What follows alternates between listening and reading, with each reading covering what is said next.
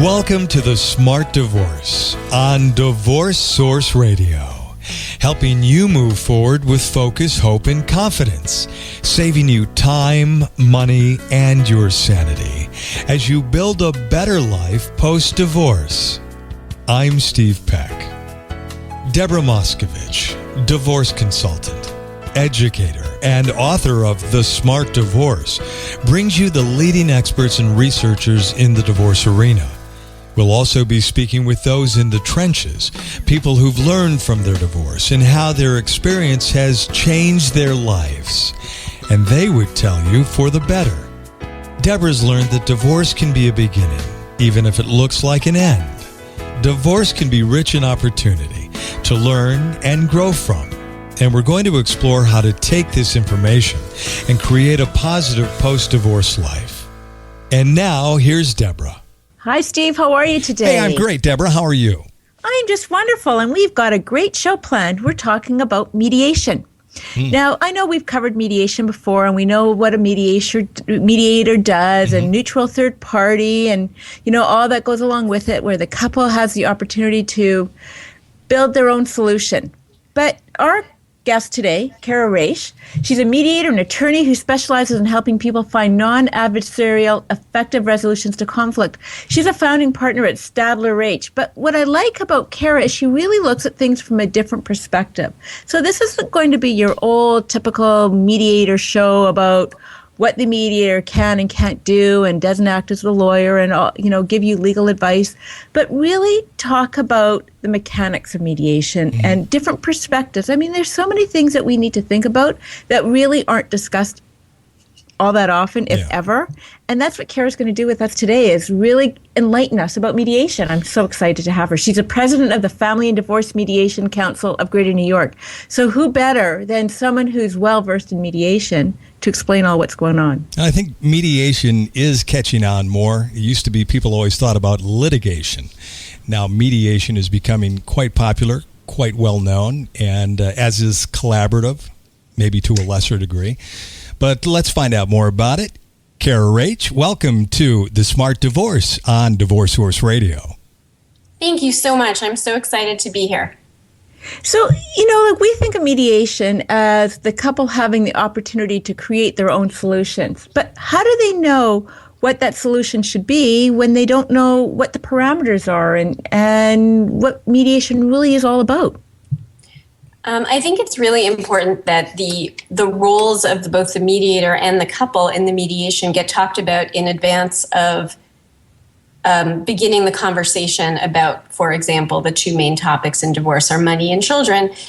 Before getting into the specifics of the conversation, it's really important to delineate the working relationship between the mediator and the couple. And we call that in our world contracting, but that stage of contracting of delineating the expectations of the parties in mediation, which is the couple, and the role of the mediator, and making that extremely clear in advance is very important. In my view, the role of the mediator is to be in charge of two things. One is the process, the how we're going to work together, how we're going to talk about what we're going to talk about, but also to ensure that the couple is making informed decisions. And how they make informed decisions is part of what mediation brings to the table in divorce. But ensuring that informed decisions are made is definitely the responsibility, in my view, of the mediator. Okay, well, that's interesting that you say that, because as a mediator, you are a neutral third party. You can't really offer advice. You can't Correct. tell them what they should be doing. So how do you help inform them then? So there's a number of different ways that we do this. One is to ensure that the couple is making intentional decisions. So, for example, we want to make sure if it's a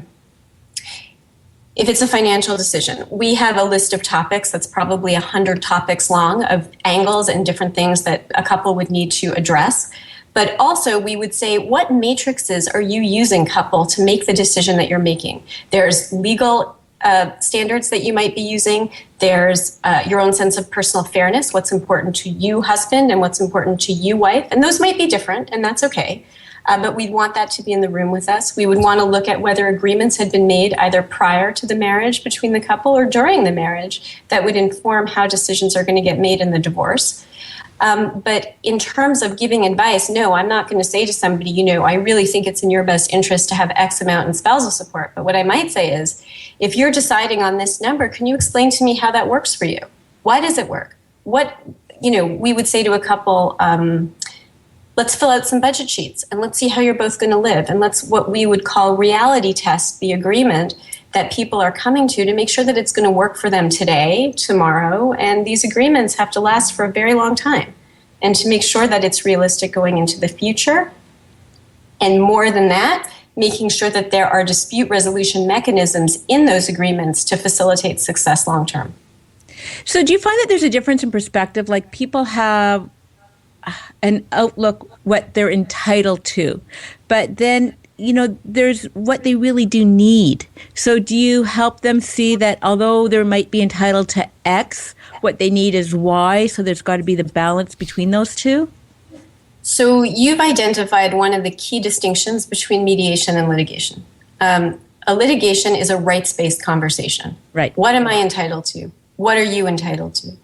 In mediation, we have a needs and interest-based conversation, which is a little bit different. So part of the what am I entitled to question for me is not just what am I entitled to if I were in a different process, in a litigation where a judge was making a decision. It's also, and how much would it cost to get that entitlement in emotional fallout, in time, in money? So that when I talked about informed decision making, what I mean is to also be informed about what would have to happen to achieve what your attorney predicts you might be entitled to if you were in a different process. And that's part of informed legal decision making when you're in a mediative process. But the needs and interest component is more important in many ways in mediation, and we have a conversation about what people's needs are, what their expectations are, and what their interests are, and why it is. If somebody says, I want X, I want to know why they want X. Why is that important to them? Why do they feel like it's fair if they get that? And if they do get that, then they end up, then the other party maybe will walk away less angry, because even though they gave up something, there's an understanding why they gave up that, the additional. Theoretically. And that's why, we could have a very detailed conversation about what I think the appropriate role of the law in mediation is. But I think part of making an informed decision is being able to say to your consulting lawyer in the process, yes, I know that if we were down the street at the courthouse, I could have gotten X, whatever that is. But I gave that up, theoretically speaking, I gave that up because it was important to my ex-spouse for this reason. And if people can articulate those reasons, the agreements start to make more sense and people feel a sense of ownership and pride in the agreements that they make in mediation. A little bit of horse trading going on here. A lot of divorce negotiation is tit for tat or horse trading, as you say, but my intention as a mediator would be that the horse trading that happens is intentional and it isn't reflexive. Are all these mediation sessions attended by the litigant's attorney?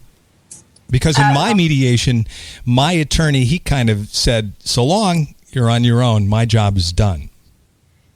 You asked a very complicated question, because what you're really asking is, I think, is what is the role of the attorney in a mediation, or at least the way I practice mediation? And you referred to the participants as litigants. In my practice, the participants are not litigants. They have not filed for divorce. They are coming to have a mediative solution, so we would refer to them as parties. The parties to the mediation will come to our offices, both the husband and the wife together, and we absolutely insist that all of our clients have what we call consulting attorneys. Those consulting attorneys are typically not in the room, but they have a very particular role. And part of why we think we're good at our job is because we talk about the role of the law and the role of lawyers as advisors in this process in a very intentional and particular way, so that the expectations of the role of the law is clear to everybody who's participating. See, I like the way you think. You're trying to get a societal shift in thinking, and you accomplish that very well in your blog. Mediatrix, which I thought has great articles, and I really urge our listeners to listen. We'll have a link to that on our site. One of the things that you talk about, so if I could just change up the topic a little bit, is the financial settlement and parenting. Can you explain that a little bit more? Sure. It's the relationship between financial settlement and parenting. So there's two main topics in divorce when people are divorcing with children: money and kids. And the way both the law and our cultural perceptions about what ought to happen in a divorce separate the money and the kids. And in my experience, the two are intricately linked, because in order to be co-parents, which most of my clients are trying to be co-parents, you need to be able to live and to be able to provide for the children. Now, the trick in all of this is that if one person resents writing a check and another person resents receiving a check, that's going to create a certain amount of animosity between ex-spouses and co-parents. And what we know from our therapist and mental health colleagues is that children know inherently they are half their mother and half their father. And if one of those two people is a bad person, then they know that part of them is a bad person too. And that's how they internalize the conflict between their parents. And so if we can create an environment where we're encouraging parents to come up with a financial settlement that makes sense for both of them, maybe that they're not thrilled with, because frankly, divorce is always financially very challenging, but a financial settlement that makes sense to them, then we can create more harmonious co-parenting. And we know that high conflict co-parents is emotionally damaging to children. The lower the conflict between their parents, the better they do long term, and there's actually some psychological research to support that. So we think it's very important to connect those two topics, intrinsically connect them and not separate them the way the law has, because we don't think that's in the best interest of children. Yeah, that's a very good point. They do say that high conflict by far is the biggest determinator of how well children do post-divorce. So obviously if there's a lot of conflict, children don't do as well as children who really see almost like little or no conflict.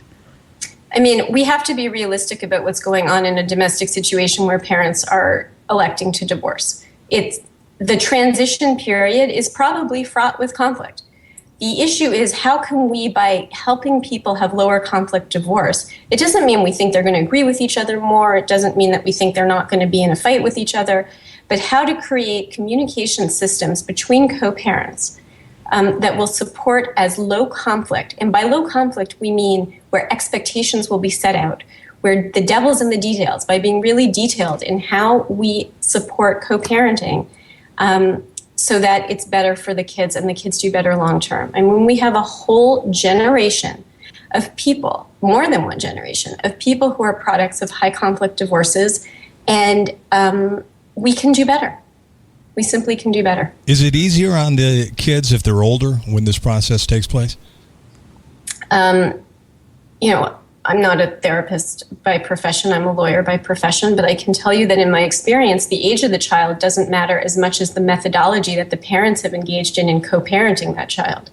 So if the parents are low conflict, whether the kids are young or old, doesn't seem to matter from a psychological research perspective. What seems to matter the most is the lower the conflict, the more safe the kids feel, because their foundation is their mother and their father. And if they know that their foundation, I'm speaking by, in fact, saying this, I'm sort of totally disregarding the fact that there are same-sex parents out there, and I would imagine the same holds true, but that the foundation is the mom and the dad. And if those foundations are solid, and those foundations don't seem fragile to them, they feel a sense of security that's really beneficial to them long term. Yeah. You know what, Steve, and I've read a lot and I follow a lot of articles on the impact of divorce on children, and whether a child is 3 or 30, their worldview of their parents' relationship has just been shaken to the core. So they really are affected. I think the difference is when you're young, you are living, the children are really living out the divorce. They are going from mom's house to dad's house. But for adult children to divorce, they're not schlepping back and forth. So that's, I think, the difference. Like emotionally, their parents are separated. That's hard on anybody, but just you don't have the logistical nightmare. But if they're older, they've been through some of their own relationship issues. It seems like they wouldn't, look at it the same way a 10-year-old would be, that I'm half mom, I'm half dad, and if they're bad, I'm bad. It seems like they'd be able to have some more rationale at an older age. But then you have alignment issues. For instance, if there was infidelity, and a 10-year-old isn't going to look at it the same way as a 20-year-old. But if mom had an affair or dad had an affair, all of a sudden the adult child wants to protect the parent who was cheated on. So you've got those kind of differences. Mm-hmm. I think the bottom line in all of this, whether a child is an adult child or a teenage child or a very young child, as a mediator, from my perspective, it's has the family been intentional about creating ways to spend time together, have created parameters so that those times together, the Thanksgivings, the high school graduations, all of those events can happen without high conflict and can happen with a sense of expectation about what's going to happen. And that's really the root of what someone like me brings to a divorce, is a sense of expectations being laid out in a way that makes sense to a particular family, so that when those events come about, they aren't fraught with tension and conflict and discomfort. Right. And so while you're a neutral third party, you're also an educator. You want to help the parties understand what the conflict means, what the end result is going to be. So you want to diffuse that conflict. Yes. I mean, I think in divorce mediation, when I'm doing non-divorce mediation, I feel like my role is different. In a divorce mediation, the concept of neutrality, I think, needs to be fleshed out a lot more. We've been throwing around this term neutral a few times this morning, and I think that we can define that and flesh it out a little bit more. But my role is to provide information and to ensure informed decision-making. And part of the informed decision-making is bringing in information from different disciplines into the room. Okay. Do you want to define neutrality then? Well, some mediators, people have different perspectives, and there's different theoretical underpinnings of mediation. Mine is one that I call active neutrality. I'm equally close to husband, and I'm equally close to wife. And active neutrality means to ensure that if there's for example, an information deficit from one person to the other, for example, if one person doesn't understand the family finances as well as the other, part of my job as a neutral facilitator is to make sure that the person who isn't as versed in the financial information gets the support that they need to make the conversation to have both people on equal footing. So passive neutrality, I'm not just going to let things happen. I have a role, and I have to participate and engage with both people in a meaningful way. Neutrality doesn't mean letting people talk about whatever they want to talk about and not engaging with them. It's equally engaging with both of them that makes a good neutral facilitator, in my opinion. Well, that's great. I think this information is really helpful for our listeners, who I hope you can understand that not all mediators are created equal. So when you do your research, you need to look for someone like Cara, because look at what you provide, look what you bring to the table for your clients, for the parties. When I went through my mediation, it was St. Patrick's Day, and my mediator had his shamrock tie on, and we didn't have everything we needed to do this properly. We didn't have all the items and all of that. And he literally said to me, "You know what? I'm supposed to be at the bar right now. Let's just put this stuff in paper. We'll go back and forth, get this done." And we did. I had not been through the house, so I don't even remember, and I hadn't been in the house for over a year, so I really didn't remember what was there, and I wanted to do a walkthrough or whatever, and he just talked us into putting everything down on paper. And after the fact, I know there's so much stuff that wasn't listed and wasn't there. Also, in our mediation, and I want to ask you about this for others, we were separated. We weren't at the same table, and I guess that's common for high conflict divorces. But it was kind of an odd situation. It reminded me of a realtor that represents both buyer and seller, where he was kind of manipulating both sides to get the deal done as quickly as possible. What do you think about that? I'm sure you can imagine that I have a reaction to what you said. First of all, I'm sorry that you didn't have a good experience in mediation, because every family that has a negative mediation experience is bad for the profession as a whole. I am somewhat upset to hear that anything was put down on a piece of paper prior to a really thoughtful examination of the issues present. I'm incredibly shocked that somebody would have articulated their preference to be out drinking than assisting you when you were in a lot of pain and you needed a lot of help. And this guy was court appointed, right? So I didn't have a choice. So what you're referring to, so court-appointed mediation is actually a really interesting theoretical issue for mediators, because one of the main tenets of mediation is voluntariness. And so there's a real question about, for court-mandated mediation, how do you achieve a sense of voluntariness so that people can have a free and open conversation? And one of the ways that we've thought about handling this is, if you came to me, for example, with a court-mandated mediation, I would say, before anybody said anything else, I would say, give me the piece of paper. I'm going to sign it. Okay, I've signed it. Now let's talk about why it might make sense for the two of you to stay. And we would contract with those people to make sure that they understood what they were doing. And the goal, even if it's a court-mandated mediation, and this is where I'm most troubled by your story, is the goal, when somebody comes to see me, my agenda is understanding what's important to you and understanding what's important to you. It sounds like the mediator in your particular case, at least from your perspective, had an agenda to get you to settle. And that's antithetical to the voluntary nature and theoretical underpinnings of mediation, as far as I'm concerned. So I'm very troubled by your story on a number of different levels. And to address the last point, which is you were not sitting together, you experienced what I like to call shuttle diplomacy mediation, where one person is in one room, the other person's in the other room, and somebody goes back and forth to beat each person up to get you to settle, to achieve that agenda, which is settlement. Mm-hmm. So mediation has a spectrum. On one end of the spectrum, there's evaluative, which is sort of what you've experienced. Listen, I've been doing this for 30 years, and I got to tell you, if you walk in the courtroom, this is what's going to happen.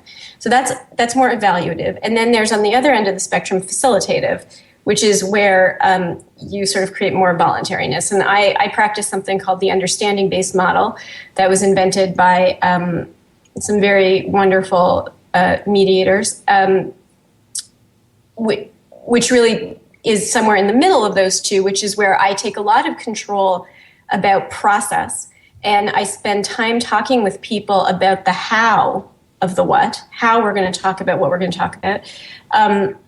But when you take away, when you put people in separate rooms, to me, in a divorce, that is completely antithetical to creating an environment where trust can exist, how would it feel if you knew you were being spoken about behind your back and you're sitting in another room and you literally know that the mediator, who you're supposed to trust to be a neutral third party, is in the other room talking about you behind your back? To me, that is completely antithetical to creating an environment where collaborative agreement making can happen.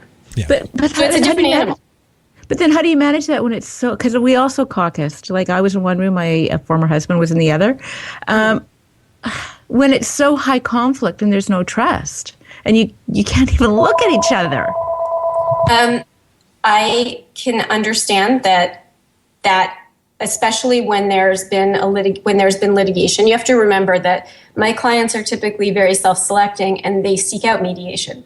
When we engage in an extremely high conflict mediation, or when people who have really suffered in litigation and have come to us because they're dissatisfied with litigation, we start those conversations where you can't even look at each other with a conversation about risk, about the risks of a litigation and the risks of failing at mediation.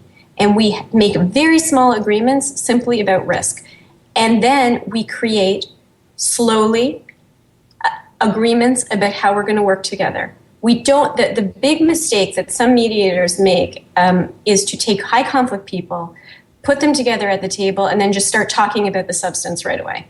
It doesn't work. You have to create an environment with rules and guidelines and expectations that are articulated to facilitate a non-high conflict conversation. But it is unrealistic, and it doesn't honor people where they're at when they're in a high conflict to sit them down and say, okay, so without the kids, that's not going to work. And that's not fair to those people. And also in our two rooms, in my room, I was alone. In my ex's room, she had family members and people that are on her side. So, and I can hear muffled conversation through the walls. I can't really make it out, but I'm not going to lie to you. I tried to hear it. You know, I don't blame you. And you don't take a knife to a gunfight. But I mean, this was a horrible feeling. I mean, it's my mother-in-law and father-in-law and brother-in-law are in there, and it just was. Oh, I'm so glad to hear how you operate, Cara, because this, for our listeners, this is what you need to look for. Yeah, this is exactly what I was thinking of. And in terms of what you look for, though, I have a question for you. Like, Steve's in the States, I'm in Canada. I mean, this is just the beauty of computer or technological age. And you grew up in Canada, and now you live in the U.S. How do you see societal values and alternative dispute resolution differ between countries? Because, we've got listeners all over the world. Well, and states even, right? Yeah, we've got a couple in the States, a couple in Canada, a few more in the States. But seriously. So I think I think part of the reason why I'm sitting here today talking to you and why I ended up on the path that I ended up on has a lot to do with the fact that I have a comparative perspective on the different systems of law. I went to law school in Canada, and I practiced law in the United States as well. And I ended up being very dissatisfied with my career in civil litigation because I felt like America is simply, and this is a fact, it's not a value-based statement, it's a fact-based statement, America is more litigious as a society. And so a lot of decision-making in a lot of different areas, either business or medicine, is rooted in a fear of litigation. And in Canada, the fear of litigation and the threat of litigation isn't as forward. And so as I tried to grow professionally, I came to see that there is so much space for ADR to grow, alternative dispute resolution, to grow in the United States. And then because mediation was I've always liked mediation. I took it in law school. I've always liked it. Because mediation, especially is more accepted in the family context, I ended up gravitating toward family and divorce mediation. And then I came to learn a lot about the law and how the law is a rational instrument that's designed to deal with rational problems. And it really struck me very strongly that divorce is a family matter with a legal element. It's not a lawsuit that happens to be about a family. And my perspective is that the more we can do to help families deal with the family component and have a realistic expectation about the role the law ought to play in their divorce, the better off families will be and children will be and we as a society will be. So the difference in the countries is that in Canada, divorce mediation isn't an alternative. It's something that people do when they're getting divorced. In Britain, people go to mediation before they file litigation. And in the US, people take out an index number and file a lawsuit. And I think that we can do better. But in Michigan, we're kind of shuttled through mediation prior to litigation. And 97%, I believe, of people settle in mediation. 97% of people will settle anyway. Because in the family law context, and in most contexts, cases are not decided by a judge, they're settled. So what I would say is that there's a difference between being coerced to settle by the court and a quality, holistic approach to divorce that a mediation service like the one I provide offers. What happened to you based on your telling it is not mediation. It's forced settlement. Waterboarding. That's not what I do. Pardon? Seemed like waterboarding to me. And I'm sure it did, because what happened to you, particularly with not even having the same people surrounding you, to me, that is not how you treat people. And it engenders a tremendous amount of dissatisfaction afterwards that is irreparable in many cases. So I think that courts need to be educated about different ways of providing mediation services that is a more non-legally oriented or solely legally oriented approach, that to have a more open conversation about how what's happening in the lawsuit is going to affect the family as a unit. That's an excellent point, because when you really think about divorce, and we know how emotional it is, and people have difficulty moving on because they haven't dealt with the reasons why the relationship didn't work. But then to have a settlement forced down your throat that you really feel uncomfortable with, that you have to live for the rest of your life with, again, adds another layer of emotions and disappointments. And those are things that you have to really figure out too, that, oh my goodness, like you've got so many issues that you have to work through. It's a wonder that so many people end up post-divorce sort of emotionally healthy. Yeah. When you think about all that. Yeah, or physically healthy. And we've talked a lot about that too. Cara, you talked a lot about the role of law in divorce conversation and, what that means. Can you just touch on a little bit more in terms of what people should think about? Yes. This is something that I feel very passionately about. I'm going to say a general statement and then I'll flesh it out, which is the role of the law in a divorce can be as relevant, the law can be as relevant or as determinative as the couple themselves want it to be, which means that there's a choice. So I'll say a few things about the law in general and then the law as it pertains to divorce. When you think about, if your listeners can take a moment and think about the first time they were introduced to the law, parents, teachers, the cops, depending on what kind of childhood they might have had. But when the law is introduced to a young person, it comes down with the force of a sledgehammer. It's the law. And when people walk into a divorce, oftentimes it's their first formal contact with the law. And they bring all of that, all of their thinking, well, I don't steal, I don't go through red lights, therefore I follow the law. But the challenge in a divorce context is that the law is not written down in a book where you can open the book and say, it says this. The law, at least in the United States, and I presume is true in Canada, there are things written down in a book, and then there's case law that interprets what those words in the book say. And the case law, we alluded to this earlier, the case law is comprised of 1.5% to 2.5% of all cases who were so high conflict that they couldn't settle. And so the law is comprised of extreme cases, of incredibly complicated either fact scenarios or legal scenarios that couldn't settle. So we have to remember that when we're thinking about following the law, in this context, the law is made up of extreme cases, number one. Number two, the reason that lawyers have jobs is because a lawyer can say to one person in the same fact scenario, I can get you X, and the other lawyer says, I can get you Y. We should fight about it. So it's not always clear what would happen. But more importantly, and this is really where I'm getting to, at least in mediation, we talk about the law as being, you go to your consulting attorney to give you a prediction of what they think might happen if you were in court. And along with that prediction should come an explanation of the process, how you get what that prediction is, what papers need to be filed, how it has to happen, how much it will cost, how long it will take, and what will happen to the other person and the other spouse and the children while this process is happening. So that, to me, is what the law is in mediation. And then the question is, we use different matrices to decide things in our life. In the context of divorce, the law is but one element of decision-making matrices. It's the law, it's your sense of fairness, and we like to refer to fairness as the F word of divorce because there's, fairness to mom, fairness to dad, those could be different.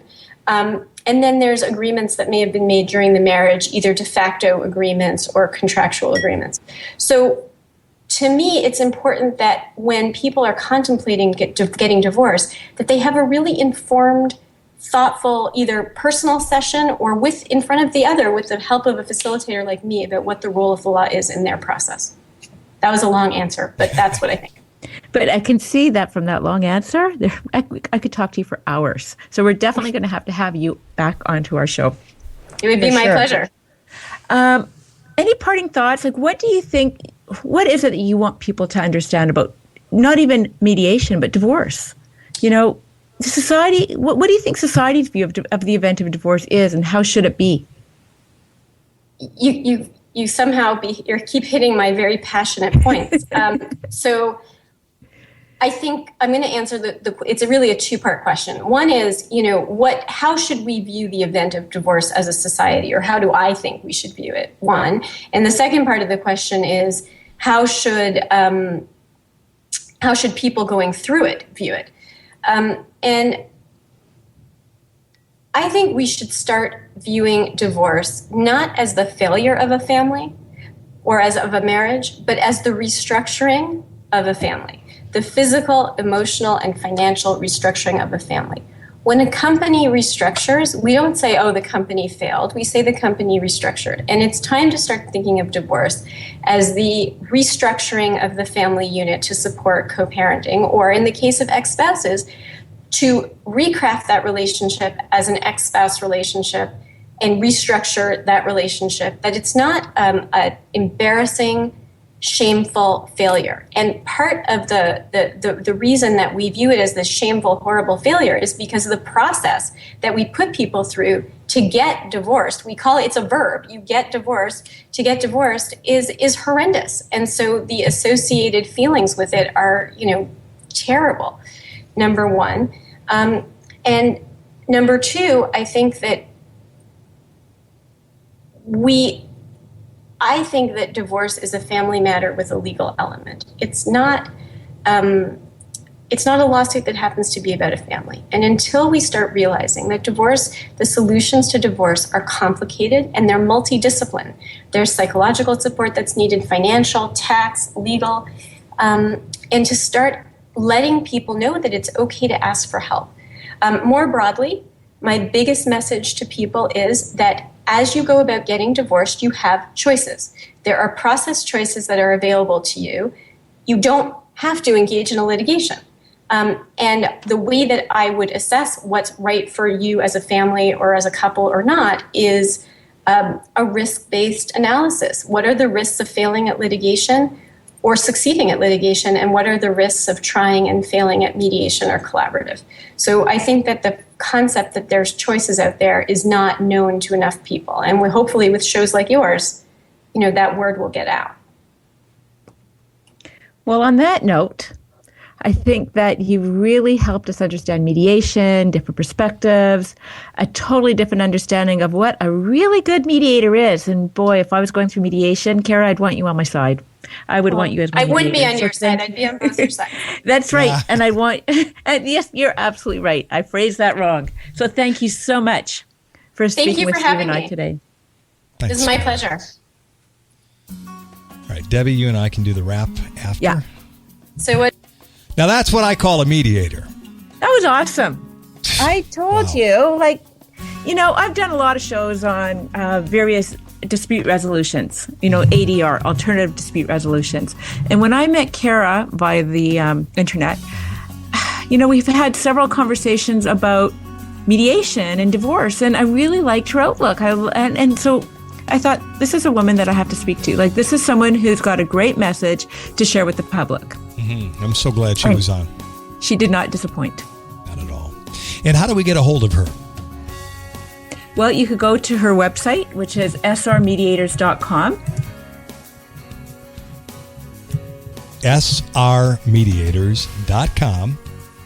And just a minute. Oh, my goodness. Okay, can you just pause for a second? But let me get her email address.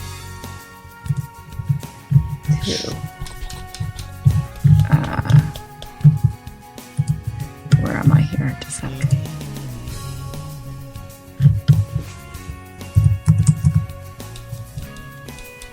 Oh, I'm not going to give you. It's a yahoo.com. I don't know if that's her. Just give the website. That's enough. They'll be able to link through there. Yeah. Okay. Go ahead. So how do we get a hold of her? Cara's firm is Stalder, Stalder, Raich, Raich. Let's do it one more time. So how do we get a hold of her? Google her website, Stalder Raich, Stalder, Raich. So it's www.srmediators.com or call 212-230-9880, and you can get a hold of Cara. All right, great. Another great show, Deborah. Thank you so much. I look forward to your next program on The Smart Divorce. Thanks. It was such a pleasure, wasn't it? Great today to hear how positive mediation can be. Mm-hmm. Have a good day. As always, I hope the program helped you. If you have a comment or question you'd like to ask us, we'd love to hear from you. You can leave us a voicemail on our listener line at area code 248-686-2256. Or drop us an email with your question or comment to divorcesourceradio@gmail.com. New programs are available every week on divorcesourceradio.com, as well as iTunes, BlackBerry, Stitcher, and all over the web. If you'd like to be notified when new programs are available, you can follow us on Twitter. Our follow word is Divorce Source. Also, if you're not listening from our website, I invite you to stop by divorcesourceradio.com, where you'll find a complete program archive. If you're looking for a specific subject, simply type it into our search engine, and chances are you'll find what you're looking for. We also have other resources available at our website as well. And while you're on our website, click on the Facebook icon and join the growing Divorce Source Radio Facebook community. Thanks for listening. Until next time, make it a great week and stay healthy. I'm Steve Peck.